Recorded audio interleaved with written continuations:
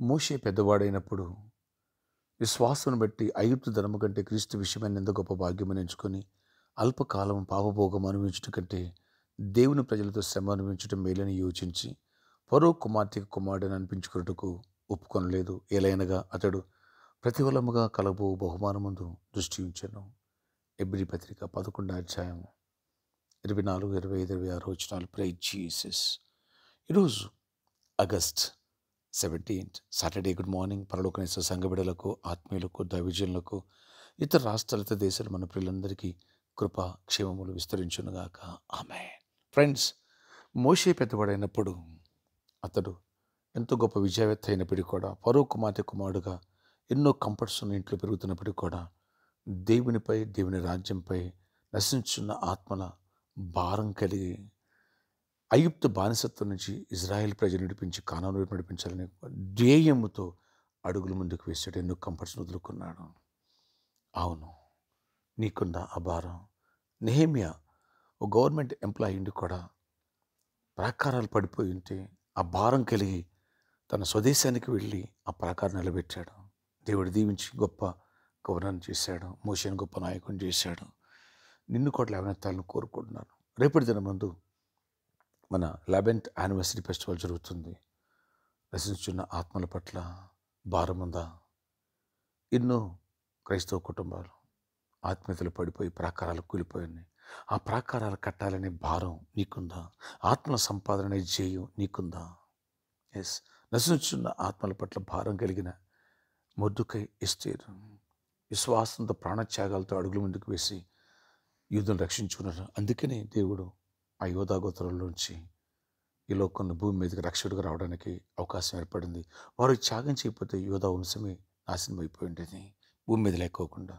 Friends, ఎందరో త్యాగం కలిగి ఉన్నారు కాబట్టి నీకు నాకు రక్షణ దొరికింది.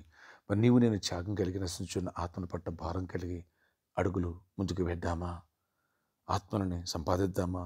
రేపు మన చర్చ్ యానివర్సరీ ఫెస్టివల్ జరుగుతుంది కాబట్టి మీ స్నేహితుల బంధువులు కూడా ఇన్వైట్ చేయండి.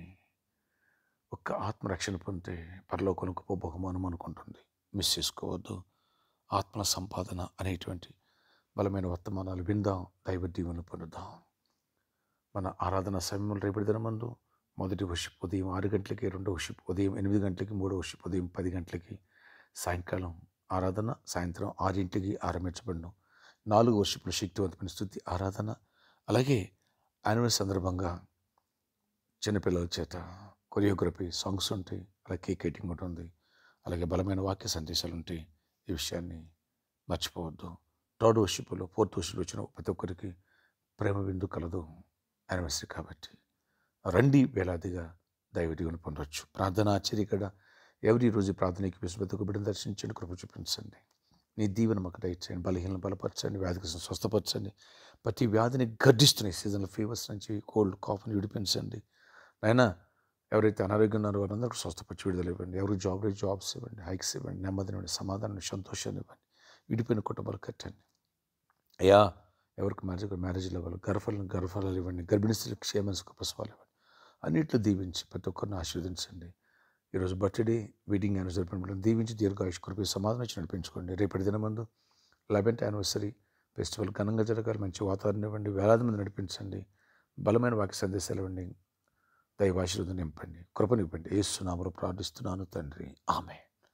ఫ్రెండ్స్, రేపటి దినమందు యానివర్సరీ సందర్భంగా ప్రేమ కలదు. 3rd వర్షిప్లు, 4th వర్షిప్లు అందుకు ఎంతో అమౌంట్ అవసరం ఉంది. అనేకులు ప్రామిస్ చేసుకున్నారు.